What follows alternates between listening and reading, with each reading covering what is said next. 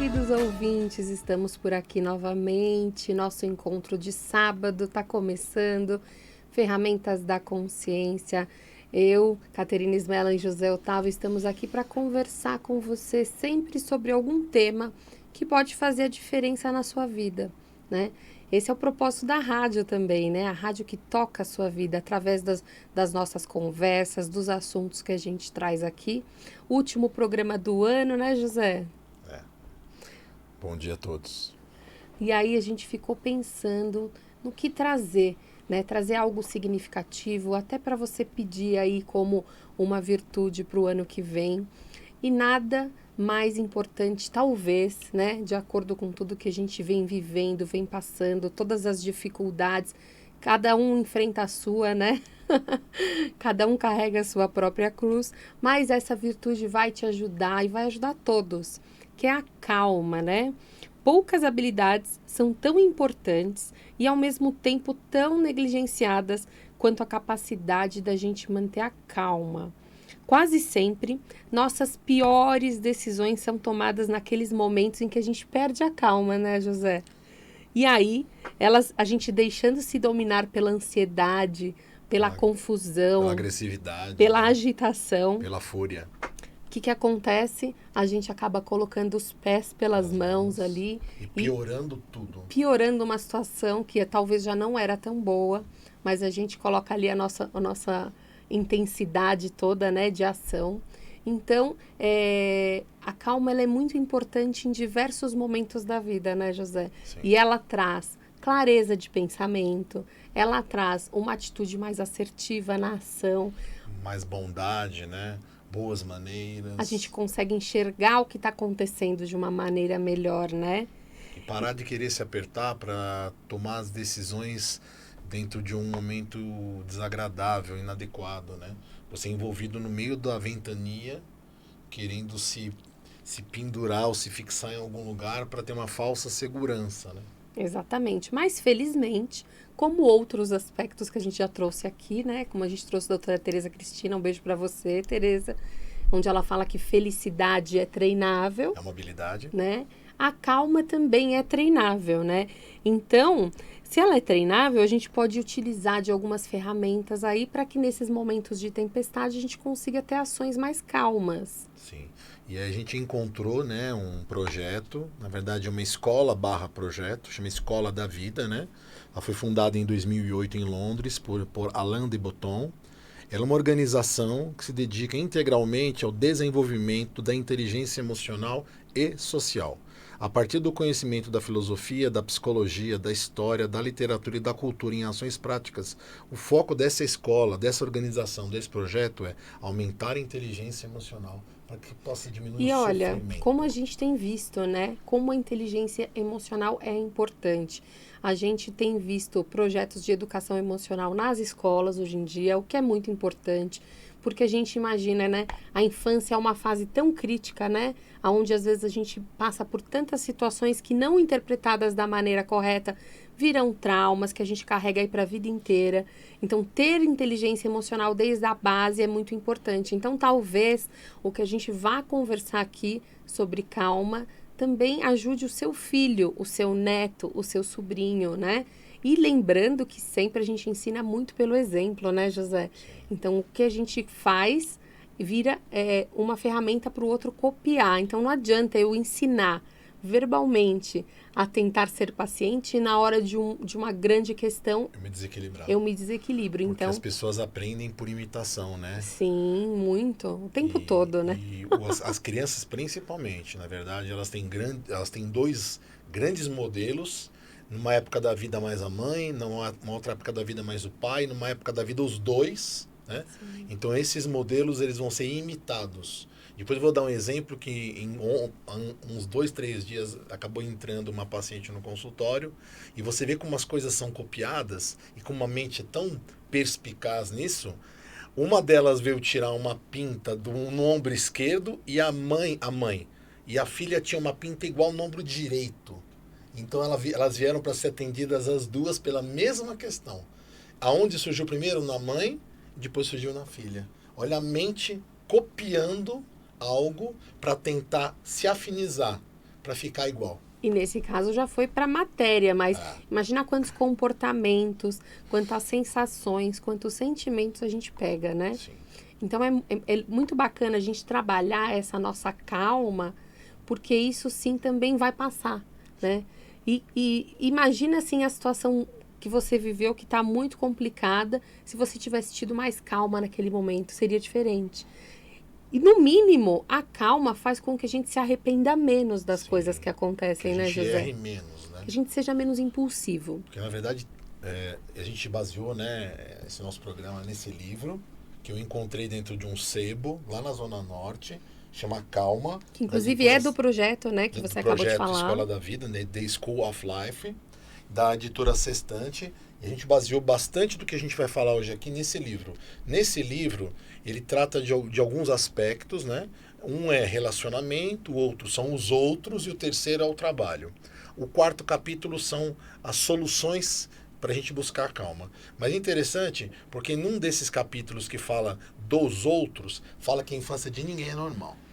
Com certeza, é isso que a gente estava falando sobre inteligência emocional, né? O que acontece com a criança? O que aconteceu comigo? O que aconteceu com o José? O que aconteceu com você? Quando você é criança, você tem um mundo particular dentro de você. Então, às vezes, o fato que você viu não é o mesmo fato que você interpretou, né? Então, o que acontece? Quando os adultos têm atitudes impulsivas, agitadas, vamos entender primeiro o que é calma, né? Calma é serenidade de ânimo. Quando eu mantenho uma estabilidade de ânimo, ou seja, meu comportamento ele fica estável, o meu padrão de resposta, o meu padrão de voz, ele está estável. E isso passa o quê, José? Segurança, né? Agora, o contrário disso, que é a agitação, alvoroço, a primeira coisa, a primeira característica é alterações neste mesmo ânimo. Então, eu altero o meu tom de voz, eu altero a minha expressão de uma forma ríspida. Agora, imagine uma criança que está num ambiente que lida com essa alteração o tempo todo. Ela vai viver num ambiente inseguro. E baseado no que falam para ela e no que ela interpreta, porque não é só realidade, e sim interpretação, o que acontece? Ela vai moldar o próprio mundo, né? Então, imagina você viver num ambiente inseguro, onde você nunca sabe o que vai acontecer. Quando você for um adulto, você vai ter medo de tudo. Você vai trazer essa agitação para o seu mundo, né? Então, isso é um dos benefícios aí de você praticar isso. Você vai estar espelhando as pessoas em volta. Não só o filho. Às vezes é uma pessoa num mercado, né? Porque se a gente pensar que nós estamos numa interação com todos, né? A gente não tá... O nosso núcleo principal é a nossa família. Mas a gente faz parte de uma sociedade inteira, né? Então, às vezes, o meu impulso influencia o José, que estava no mesmo supermercado que eu, uma atitude minha de agitação, de raiva, de cólera, faz com que eu compartilhe isso com ele, e ele, sim, chegando em casa ou chegando num outro ambiente, vai também dispersar essa sensação, porque ninguém gosta de ficar sentindo esse tipo de sensação. Sim. E aí a gente faz o quê? Como se fosse uma grande batata quente, né, José? Pega que é seu, e aí você vai tentando trocar essa sensação com o outro. Né? E dentro do livro, no capítulo que ele fala dos outros, eu achei muito interessante. Ele fala de um filósofo chamado Auguste Chartier, que ficou conhecido como Alain, em vez de Chartier, em que ele faz a análise da intolerância, né? Como a gente deve parar de julgar e pensar sempre o mal do outro. O que ele fala? Busque entender os alfinetes que estão no outro. Então, é a busca dos alfinetes. Tudo aquilo que a pessoa passou, está passando, que faz ela reagir de uma maneira desproporcional, agressiva, intolerante a nós. Então, se a gente fizer exercício de entender que ele está daquele jeito, porque tem vários alfinetes cutucando ele, a gente dá um passo para trás e não reage. Uhum. Simplesmente observa. Como o grande Gasparetto falava, né? Dá um passo atrás, observa.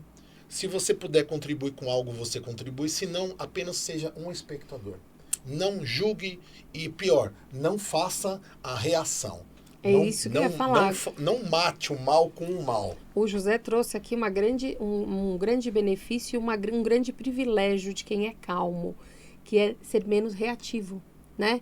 Então, se a gente se imaginar dentro de uma cena onde você está vivenciando, você não está expondo nada, você está simplesmente reagindo ao que te expõe, né? Então, é como se a gente imaginasse, eu não estou criando nada, eu só estou repetindo ou reagindo ao que está sendo imposto para mim.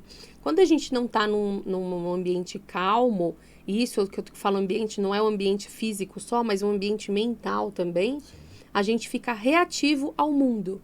Então, a gente não consegue contribuir com nada novo. A gente simplesmente é como se você estivesse num joguinho de ping-pong. Automático, né? Aonde alguém joga uma bolinha para você e você rebate. E a gente se vê obrigado a responder o tempo todo. Então, a gente, né, podemos falar até do curso em milagres, né? Uma mente treinada, ela não vai, você não se vê obrigado a responder imediatamente a todas as perguntas, a todas as questões, nem reagir a qualquer ação, né? Você tenta treinar sua mente na observação, na presença. Com certeza. E Dostoiévski falava algo interessante também em relação aos outros, né? Olhar por detrás das fachadas desagradáveis, o que aquelas pessoas estão passando, né? Que personagens que eles estão vivenciando, o humano sofredor, né? O que eles estão passando por detrás daquelas fachadas, né? Não só dos alfinetes. Então, por dentro da fechadura, se a gente fosse olhar pela fechadura do quarto das pessoas, né? Ou seja, do ambiente mental delas, o que se julgar? Tem uma frase, né, que acho que é da Maria Bethânia, né, José? Você vai poder dizer melhor que eu. Quer falar de mim, calce as minhas sandálias, não é isso? Então, às vezes, a gente não sabe o que o outro está passando, mas a gente pode fazer a nossa parte e não ser tão reativo e não julgar. Lembrando que toda vez que você julga o outro, parece que você está colocando algo para fora, mas existe um auto-julgamento nessa atuação, que é o que vai causar depois o arrependimento. E aí, a gente sabendo como a calma é tão legal, né, José, como a calma é benéfica, a gente pensou em trazer também modos, né, de trabalhar essa calma, porque é muito fácil a gente vir aqui falar para vocês que isso é muito legal e falar tchau, gente, obrigada. Não, o nosso propósito é trazer maneiras de você treinar esta calma, né? São maneiras muito objetivas nesse momento, claro que precisa todo um trabalho interno, né? Talvez precise de uma ajuda de um psicólogo, de um psiquiatra, de uma outra terapia, se você é uma pessoa que já está muito nervosa. Existem também pessoas que têm transtornos, né, José? Aquela pessoa que muda de polaridade o tempo inteiro. Transtorno bipolar. Então, assim, existem questões aí, mas dá para você começar a olhar para essa questão da calma trabalhando essas maneiras. E a primeira maneira, e é uma maneira muito simples de todo mundo se acalmar. Não dá para você fazer isso no meio de uma briga, por exemplo. Peraí, só um minutinho que eu vou fazer isso, não dá. Mas se você tiver com a sua mente agitada, você chegou do trabalho, toma um banho, né, José? Sim. Limpa as energias. Como diz o Saulo, a ducha eletromagnética. Exatamente. E quem deu essa dica também foi a Aline Lang, ela é especialista em limpeza energética, porque às vezes a sua agitação tem a ver com energias, né, José? Então, tomar um banho, usar aí o poder da água para trazer essa clareza, essa calma e essa limpeza é muito bacana. Outra maneira muito interessante é você começar a observar quando você perde a calma. Será que eu perco a minha calma sempre com as mesmas questões? Por exemplo, o trânsito. Quem não perde a calma no trânsito? Né? Quase ninguém. Começar a contar aí quantas vezes você buzina no trânsito, né? Se você buzina só para dar um toquezinho para quem está saindo ou para quem está entrando, ou se você já buzina com aquela fúria interna, né?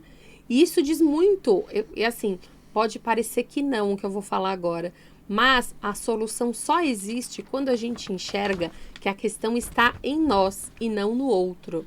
Quando a gente achar, enquanto a gente andar pelo trânsito das grandes metrópoles aí, achando que o problema é quem está dirigindo no carro do lado, a gente nunca vai conseguir corrigir isso na nossa mente e trazer calma para esse momento que é de se deslocar, né? Então, assim, isso para tudo, gente, não é só para a questão da calma, não. Todas as questões que a gente enfrenta tem a ver com o nosso interior, né, José? Sim. Tem a ver com as nossas. Mesmo porque, se um dia você estiver muito tranquilo, às vezes o motorista da frente faz a mesma coisa e você já nem liga, né? E reconhecer também, né, dentro do livro ele fala no capítulo do trabalho, né? Reconhecer a estranheza interior de todos os outros, a sua e a dos outros, né? Como é difícil a gente se colocar no lugar do outro. E ele fala do trabalho em grupo como é um grande desafio, mas uma grande condição para você mostrar que você está evoluindo no sentido da calma, tá? Então, reconhecer a estranheza interior dos outros nos oferece uma base precisa, porque a colaboração é obviamente complicadíssima e cheia de obstáculos, mas nos colocará num outro patamar até de desenvolvimento pessoal. Com certeza. Observa se você tem tido mais vontade de estar sozinho ou de se relacionar com as pessoas. Porque quando a gente se relaciona com as pessoas, nós estamos ali vendo espelhos do nosso próprio interno, né? Do nosso próprio interior. Porque o que vai te incomodar no outro pode não ser igualzinho o que você tem internamente, mas alguma coisa mexe com você, né? É uma similaridade. E aí, às vezes, a gente tem a tendência a começar a evitar relacionamentos. Mas isso não é um bom sinal, não.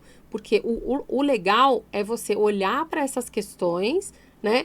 Trabalhar elas em você e continuar se relacionando. O ser humano é um ser sociável, né? E são as vivências, né, que vão fazer a gente até nos entender, né? José mencionou um curso em milagres aqui. Um curso em milagres é um curso, né, que você faz algumas lições aí para trabalhar esse seu autoconceito, que é uma coisa muito importante para a gente começar a lidar com o mundo de uma forma melhor e para você ter uma mente mais calma, sim. Inclusive, se alguém tiver interesse sobre o curso em milagres, pode entrar em contato com a gente, que a gente vai tem uns grupos de estudos para indicar para vocês, tá bom? Lembrando que existe na neurociência, né? Foi identificado um neurotransmissor, que é uma substância química, que é chamado GABA, né? O ácido amino-gama-butírico, e ele desacelera esse ímpeto de fúria, de descontrole, de agressividade, de hiperreatividade, né? Então esse neurotransmissor, ele pode ser modulado, né? Se a pessoa realmente tiver um exame que detecte que ela tem muito menos desse neurotransmissor no corpo, isso pode ser modulado através de suplementação, né? E até através da alimentação. Lembrando que a gente tem um programa sobre dieta cetogênica. A dieta cetogênica, ela aumenta esse neurotransmissor no cérebro. Ou seja, traz mais calma. Mais calma. Clareza mental e calma. Outra coisa que tira a nossa calma é quando a gente não está no presente, José. Então, uma outra dica aí para a gente manter a calma é tentar se focar no presente. O que acontece muito com a gente? Quando está acontecendo uma situação, a gente vai buscar no passado referências de como a gente reagiu em outros momentos ou de como algum parente nosso reagiu àquela situação. E depois disso, a gente atropela o presente de novo e vai lá para o futuro, já imaginando e prevendo todas as consequências que aquele fato vai trazer. E isso gera o que na gente? Muito medo, né? Muito medo, porque você imagina que nós temos dentro da nossa mente uma caixinha de criações, e eu não sei se acontece com vocês, mas quando a gente começa a criar coisas e possibilidades, a gente não cria só coisas boas, né?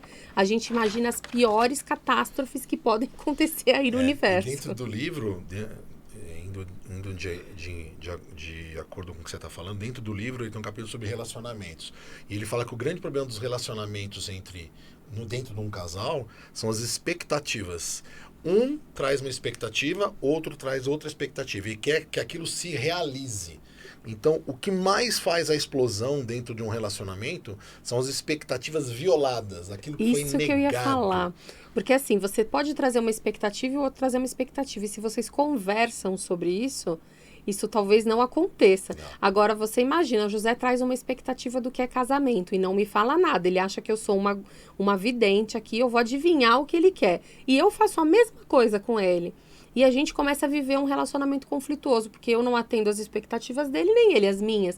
Porque nós estamos trabalhando com segredos entre nós, né? Então, é muito importante a conversa, né? Dizer, olha, o que você acha que é casamento? Como você acha que uma pessoa casada se comporta? Como você acha que isso aqui... Isso não é só para estabelecer limites, não. É para conhecer o outro mesmo, né? E se conhecer, às vezes você tem conceitos sobre relacionamento na sua mente que foram trazidos por outras pessoas e você nem sabe que esses conceitos estão lá, né? E ele fala muito assim da diferença entre o romantismo e o classicismo. Nesse capítulo do livro ele fala bastante. O romântico, ele idealiza aquela pessoa, tem certeza que aquela pessoa é uma pessoa da vida dele, que tudo dará certo e viverá para sempre com essa pessoa. O clássico, o classicismo, ele põe um pé no chão e fala, peraí, ela é diferente de mim, tem tudo para dar certo, mas pode ser que tenha zonas de conflito, então há um pessimismo relativo, que na verdade, gente, é o que protege a pessoa de explodir e de piorar tudo aquilo que os diferencia. E ele ainda fala mais uma coisa muito interessante que depois que eu li, eu percebi. As grandes discussões dentro de um casal, os grandes conflitos, não são pelas questões nobres, são pelo dia a dia. Principalmente experiências domésticas. Porque parece que dentro do inconsciente coletivo, dentro da nossa psique, tudo que é doméstico não tem valor. E você deixando de fazer coisas ou atos domésticos que conflite com o parceiro, é aonde a coisa vai pegar. A explosão é com picuinha, com besteira, e geralmente dentro do ambiente doméstico. Não é dentro do ambiente cultural, intelectual, para grandes coisas. Ninguém dentro de uma grande viagem literalmente quebra o pau, né? Briga. Não, as questões são no dia a dia, quando um tá cansado, o outro tá cansado, a louça está sendo lavada de um jeito, a cozinha está arrumada de outro, é aí que a coisa pega. Mas pegou por quê? Porque já existem coisas dentro dos quadros de expectativa individuais mal resolvidos. Sim, por isso que é tão importante a conversa, seja em qualquer relacionamento, seja casal, seja com filhos, a conversa ela é muito importante. O outro precisa saber o que está dentro da sua cabeça para que ele possa também lidar com isso. E você dar liberdade ao outro também de falar o que ele acha, também é super importante. Por isso que é importante ter diálogo, né? Não monólogo. E aí eu vou fazer uma reflexão aqui e falar, se a gente está falando que a calma é tão importante, será que a sua calma interior não é a coisa mais importante que você pode trazer para qualquer momento e para qualquer ambiente? E aí como fazer isso, né? Apesar dessas dicas que a gente está dando, o José deu aqui a chave do parar de criar expectativas sobre as coisas e estar no presente, né, José? Vivenciar o presente. E o presente tem esse nome porque ele é realmente um grande presente, né? A gente só sente as coisas no agora. Então, assim, como fazer isso? Como fazer isso? Existem N escolas de autoconhecimento, mas o foco é você conhecer você mesmo, você conhecer esse ser que você é, né? Que se você foi criado por Deus, você foi criado à sua imagem e semelhança, então você tem muitos atributos bons.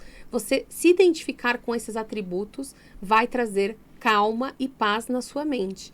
Lembrando que toda vez que a gente pensa mal da gente, ou que a gente tem pensamentos ruins sobre nós não estamos identificados com o nosso ser real. E também dos outros, né? Porque se nós reconhecemos que todos somos um, por que sempre pensar o pior do outro, né?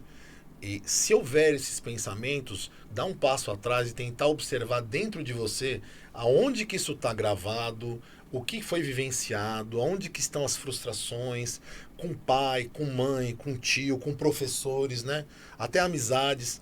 Tentar resolver isso, tirar essa sementinha e poder ter claridade no olhar para o próximo, ter a melhor expectativa possível, sabendo que cada um vive um universo próprio. E teve suas próprias questões. E os alfinetes. Exatamente. Tem uma historinha de um porco-espinho que é muito interessante, eu vou ser rapidinha para contar aqui, que era uma comunidade de porcos-espinhos que estavam passando por um inverno muito, muito, muito terrível. Só que eles tinham os espinhos, então eles perceberam que para ficar juntos, para sobreviver a tudo aquilo, eles tinham que aguentar os espinhos uns dos outros, porque quem ficasse isolado morreria de frio. Então assim, aguenta talvez aquele pequeno picadinha do espinho de quem está do teu lado, porque tem um bem maior nisso no relacionamento, tem um bem maior em tudo isso. E às vezes daqui a pouco o espinho vai se encolhendo, ele vai virando uma bolinha e ele para de espetar, né, José? E às vezes nem é espinho, né? É uma flor, né? Mas com o que você está projetando, né? Qual o seu filtro? Exatamente. Vamos olhar mais para dentro, imaginar que tudo que a gente está vendo fora tem uma raiz lá dentro. Então, a solução é conheça a você mesmo, Conheça-se, né? Conheça-te a ti mesmo, né? Esse é o caminho da solução para calma, para paz na mente. E eu quero encerrar aqui esse programa agradecendo esse ano que vocês ficaram com a gente, né? Mais um ano de bênçãos aqui. Foram muitos amigos, muitos convidados, muitos ouvintes. Então, muito obrigada. Um feliz ano novo para todos vocês. Que o ano seja de muito paz, muito amor e muita calma. Elegância também. A gente se vê o ano que vem. Um abraço em todos. Obrigado. Tchau. Tchau.